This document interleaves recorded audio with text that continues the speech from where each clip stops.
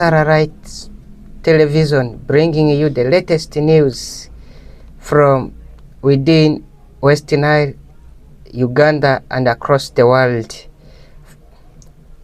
With me, Galadino, Ajusi. First, the top stories. Arua City crackdown, West Nile war commemoration, Arua airport upgrade, international Afghanistan earthquake, and Iran USA tension continues. Now, news in details. Arua City police arrested suspects in crime crackdown.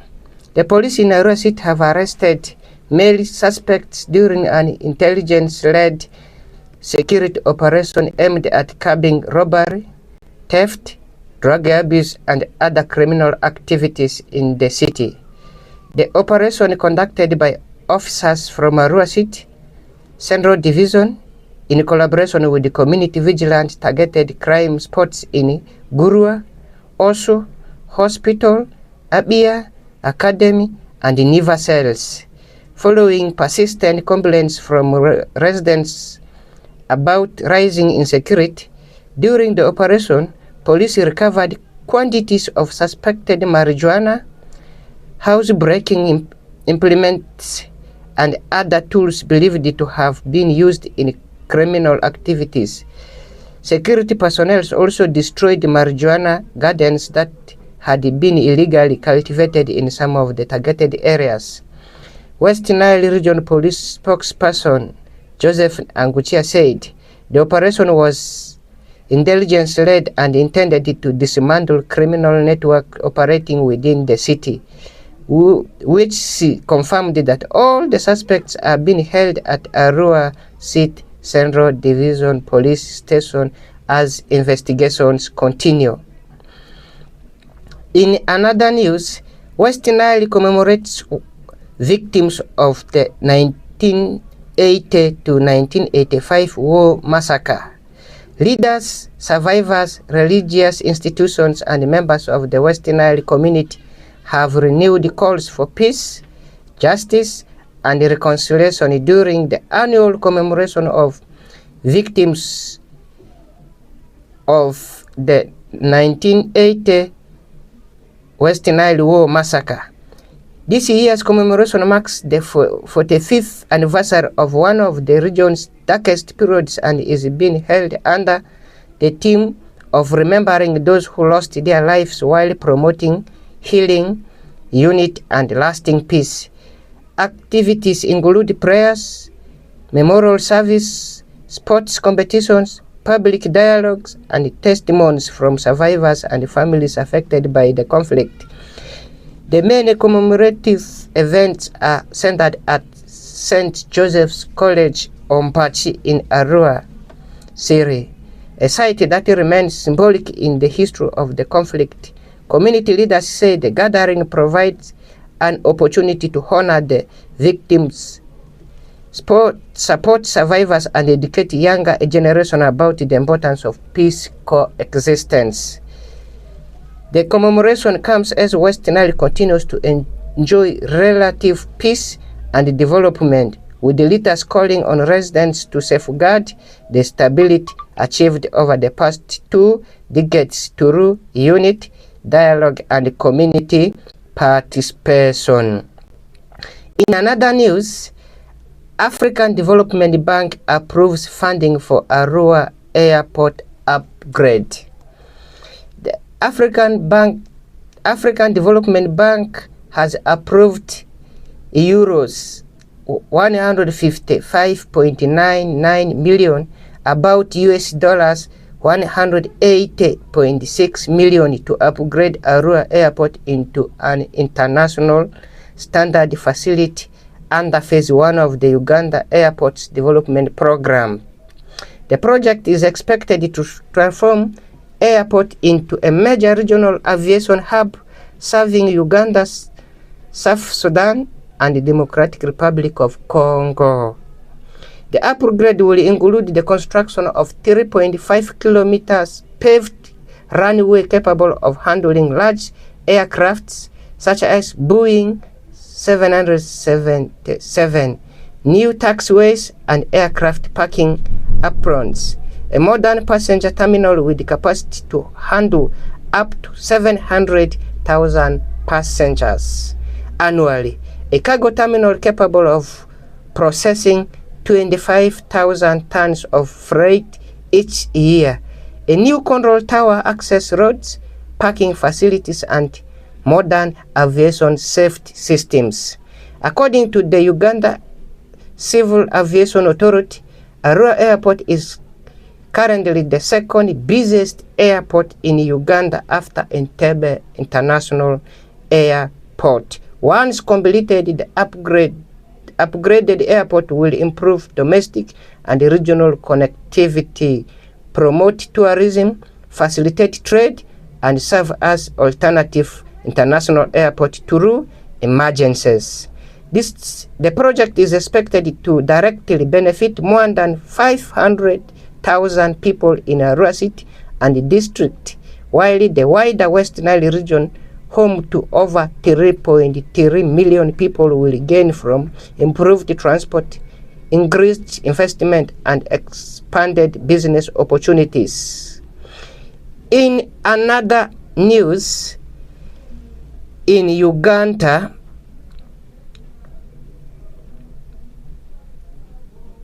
former Ethics Minister Honorable Miriam Matembe granted bail. Former Ethics and Integrity Minister Dr. Miriam Matembe has been released on bail by the Luzira Chief Magistrate Court after spending a night in custody over charges of promoting sectarianism. The ruling was delivered by Grade 1 Magistrate Sailor Gloria Atim, who found that the 73-year-old had met the legal requirements for bail. The court considered her advanced age, reported ill health, permanent place of residence, and the fact that she has no previous criminal record. Dr. Matembe was granted a non-cash bail of Ugandan shillings 3 million, while each of her Sararights executed non-cash bonds of Ugandan shillings 2 million. The court also directed her to refrain from making statements that could amount to sectarianism or breach the peace while the case is still before court, warning that failure to comply could lead to cancellation of her bail. The veteran politician and women's rights activist is accused of making remarks during a television interview that prosecutors say were likely to promote hostility against members of Banyankole community. Dr. Matembe has denied the charges and maintains her innocence. The case has attracted widespread public attention, with supporters, civil society organizations, and political leaders closely following the proceedings. The court hearings will continue on a later date as investigations proceed. International, the Afghanistan earthquake, a magnitude of 5.5 earthquake struck northeastern Afghanistan near the town of Jammu in Badakhshan province, sending trauma across parts of Pakistan, Tajikistan, and northern India. According to the United States Geological Survey, the earthquake occurred at a depth of approximately 216.7 kilometers, making it relatively deep earthquake that reduced the intensity of shaking at the surface. Authorities say that there were no immediate reports of deaths, injuries, or significant damage. The latest quake in the third to hit the Hindu Kisa region within days, highlighting the area's high seismic activity. The Hind Kisa mountain range lies along the collision zone of the Indian and the Eurasian tectonic plates, making Afghanistan one of the world's most earthquake-prone countries.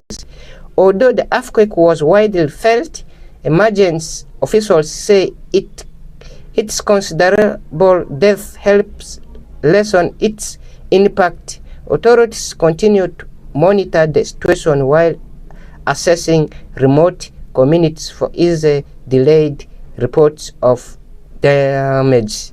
Afghanistan has experienced several devastating earthquakes in recent years, with many causing widespread destructions due to vulnerable infrastructure and difficult access to mountainous areas. Humanitarian agencies continue to stress the need for improved disaster preparedness and emergency response in the region. The US-Iran peace talk continues as tensions remain high. The United States and Iran have concluded another round of indirect talks in Doha, Qatar, as both countries seek to prevent a return to open conflict following months of military confrontation in the Middle East. The negotiations, mediated by Qatar and Pakistan, focused mainly on security in the Strait of Hormuz, one of the world's busiest oil shipping routes, as well as the possible release of frozen Iranian assets. While no major breakthrough was announced, Qatar officials described the discussions as showing positive progress and confirmed that both sides had agreed to continue negotiations after the funeral of Iran's late supreme leader. The United States has insisted that freedom of navigation through the Strait of Hormuz must be maintained, while Iran continues to seek recognition of its role in the strategic waterway. These differences remain among the key obstacles to a comprehensive agreement. Despite the ongoing diplomacy, military forces on both sides remain on alert, and regional tensions continue to affect global energy markets. However, improved prospects for negotiations have contributed to a decline in international oil prices as concerns over supply disruption eases. Diplomats observers say the coming weeks will be critical